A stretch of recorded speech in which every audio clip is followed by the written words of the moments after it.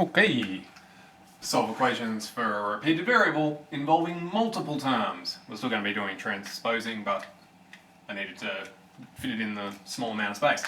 So, now we've got multiple x's, and we've got, typically this is going to involve fractions. It doesn't strictly speaking have to, which is why I've got the starter part here, but typically you're going to have fractions. Okie dokie. So, I've got 2x plus 4 equals 10, and at this point you're going, hang on, we already know how to do that. We minus 4 off both sides, and then we divide by 2, and lo and behold we get 3. Okay, great, so we already know the answer to this is 3. What I would like to point out is there's a different way of thinking about this. Now, I highly recommend doing it that original way, hence why I mentioned that one first, but there's nothing wrong with actually looking at this and going, well, I could get rid of the 4 first, but I could get rid of that 2 first as well. I could say, alright, I'm going to divide by 2. Even though that's not the usual order, I could do that, because I can think of each term as being divided by 2. Okay, so 2x divided by 2, that gives me x. 4 divided by 2, that gives me 2. 10 divided by 2 gives me 5. Now we're back in easy mode. Minus 2, minus 2. X is 3. And we already know that's right from before. Beautiful. Okay. So why didn't I say this originally then? Well, it's simply because whenever you do pluses and minuses, you only do it once per side.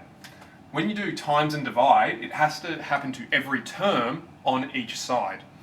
Now, hopefully we can remember way back to what a term is, but basically it's anything that's only got times and divide in it. But that can break down a little bit.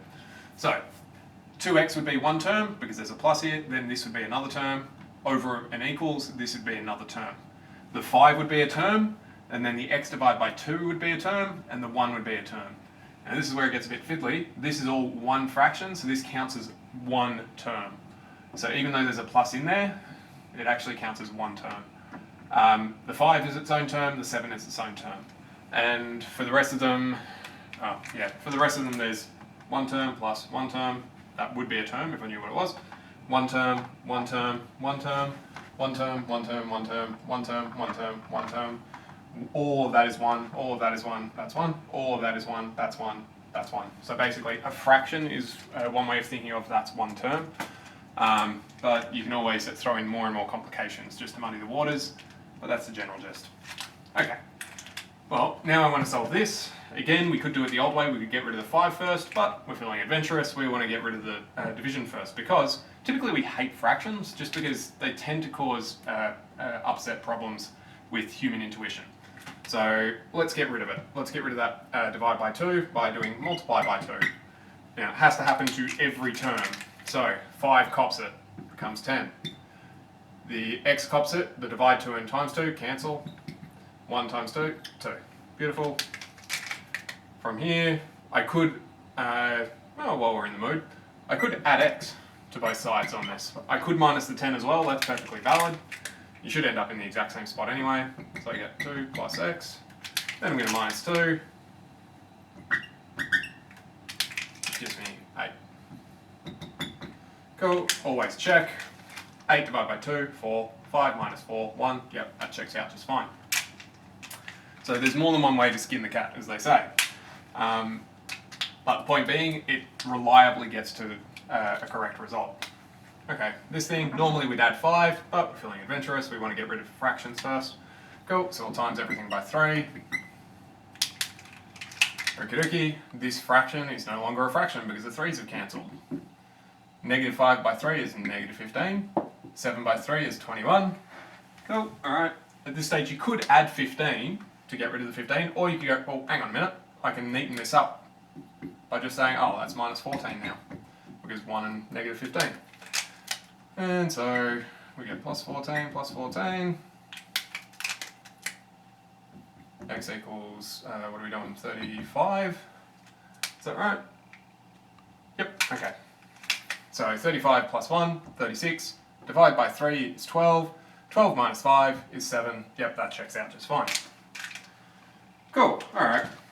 Now, next thing we want to tackle is this sort of stuff, but I'm just going to go back to basic fraction ideas just to make sure it's clear in our mind why we're doing what we're doing. I want to add 2/3 to 4/5. Well, that sucks because adding fractions means the denominator has to be the same. Okay, so how am I going to do that? I'm going to take this guy and multiply the top and the bottom by 5. Alright, why 5? Because I need the base of these to be the same. Alright, and the only way I can get these two to agree is if I multiply them by the other guy. So 15, 2 times 5 is 10, 4 times 3 is 12. Beautiful. Now they're over the same fraction, so I can actually operate with them. It gives me 22 on 15.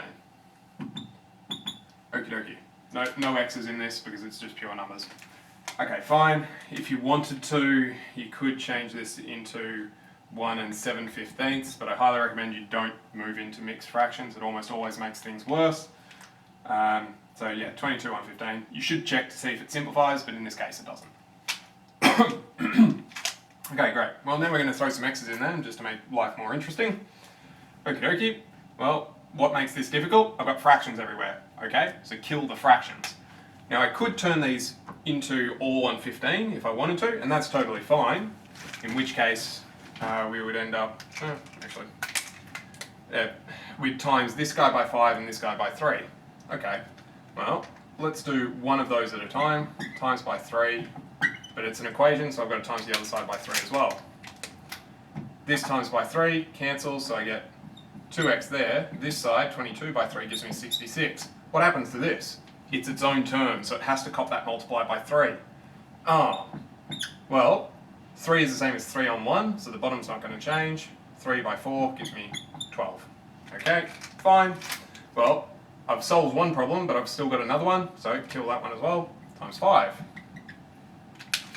Whenever you multiply, every term cops it. 2x cops that, becomes 10x. The 5's cancel to give me 12x. This guy becomes what? 330, I think? Yep. Cool. Next thing, we can just lump in like terms. Cool. Now at this stage you might go, hang on, we've got to actually get there first. Divide by 22, divide by 22. At this stage you might be saying, hey, hang on a second, 330 divided by 22, how am I supposed to figure that out? Well, you're supposed to have a bit of brains, basically. Okay, I've got 33 over 22. They both divide by 11. So that's 30 over 2. Because I've got, if I forget that 0, because that's just going to sit there, 33 divided by 11, 3, 22 divided by 11, 2. So I've got, with the 0, 30 on 2, which also simplifies to a good fat 15. Now, is it obvious at all that that's correct? No, so we should most certainly check. 15 by 2 gives me 30, 30 divided by 3 gives me 10, plus 15 by 4 gives me 60, 60 divided by 5 gives me 12, 10 and 12 gives me 22, yep, that's good. Should have been a tick. There we go. Okie dokie. So that's the basic gist. Now we're just going to run through some more examples just to make sure it all sinks in. Cool, I've got fractions, I hate fractions, I don't want fractions, I'm going to kill them with fire. So, I'm going to multiply this guy by 5. Multiply this guy by 5 maybe. Doesn't matter which one you do first, because if you times A by B or B by A, the order doesn't matter, so multiplying makes life easy. Cool, so 2 plus x equals 35. Great, got rid of one fraction, still got another one, kill him. Gives me times 2, 2x equals 70. So we've got 3x equals 70. Did I do that right? I never times this by 5. What a silly person. 5 gives me 7. That's looking better. Go divide by 7. 7. X equals 10. Always double check. 10 divided by 2 gives me 5. 10 divided by 5 gives me 2. 5 plus 2, 7. Yep, he's all good. Beautiful. Well, hang on a second. We did this before, where we got, do one then the other, do one then the other. Well, can't we just speed this up a bit since we know what moves we're going to make? Well, yeah, we could. Rather than timesing by 4 and then 5, or 5 then 4, what's 5 times 4? 20. So we can just run this all at the same time. Alternately, and I recommend doing this instead, think about it as 2 separate steps, but just run them side by side. So here, the 4's will cancel, so the 5 will operate. Here the 5's will cancel, so the 4 will operate. Here you can run this any number of ways, just partition out. So I've got 20 by 14, well that's 2 by 14 times 10, so I get 280. Cool. Simplify down, that's 7x, gives me 280. Divide by 7, 28 divided by 7 is 4, so that's 40. Cool, and my blue texture appears to be dying. Cool, 40. Not obvious at all if this is right. So that's 120 over 4 minus 80 over 5. Okay, 120 on 4, that would be 30. 80 on 5 would be 16. 30 minus 16 would be 14. Yep, that's all good. Beautiful. Okie dokie. Might switch back, see if that's any, it's a bit better. Okay. Next guy. Cool, we've got a similar problem here. Now, we've got extra things on top, but remember, this whole thing is one term. So we can still use the exact same shortcuts. Another thing that you might notice is I've got 2 and 4. So, I could say, oh, times this one by 4 times that one by 2. Or I could just go, hang on, 4 is a multiple of 2. So I could just times everything by 4. Okay. Times by 4, 2 of it would be used up, so there's only 2 left. Okay, so I've got 2x plus 2 plus 4's will just cancel, so I just get x plus 3. 5 by 4, 20. Neaten up, I've got 3 x's, 5 and 20. And now we're just in easy mode. To the point that it takes me longer to write than it does to actually solve. There you go. Cool, x is 5, not at all obvious from the start, so we should check. 5 plus 1, 6. 6 divided by 2, 3, plus. 5 plus 3 is 8, divided by 4 is 2, 3 plus 2 is 5, yep, checks out. Beautiful. Cool, over to this guy. Now we could times this by 6 and times this by 3, but hang on, 6 is a multiple of 3, so hold up there, let's just times by 6. Everything cops it. Awkwardly. So, if I have times by 6 and divide by 3, I'm essentially only timesing by 2, so I get 4 minus 2x. This minus applies to all of this, so I highly recommend put brackets before it. 6 times, the 6's cancel, so I've got 4 minus 5x. 6 by 7 is 42. Cool, next bit, alright. Now, you can spend an extra line expanding this for safety, which probably isn't a terrible idea. Don't have to, but safety is usually a good idea. Collect like terms, okay, so I've got 3 x's. The 4's cancel each other, that's handy. 42. By 3.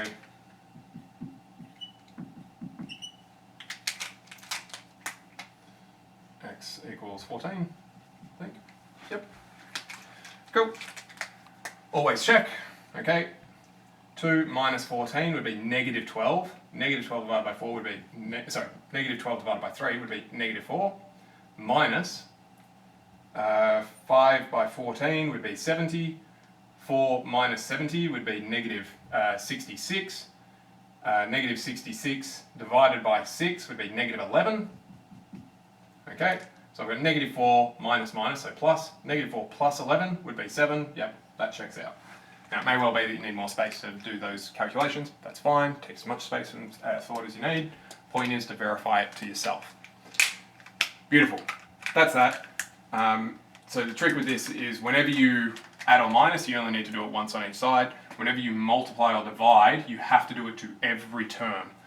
And the thing that will usually keep you out of trouble in this is checking your answer at the end. That's usually the quickest way to check if something's gone wrong. If something does go wrong, by the way, what you can do is chuck in that answer for each line prior and see when it's is and is not working. And when it flips over from one to the other, that tells you somewhere in that line, between the two lines I should say, something's stuffed. So that narrows it down pretty quickly. Cool. That's that. Best of luck to you. Cheerio.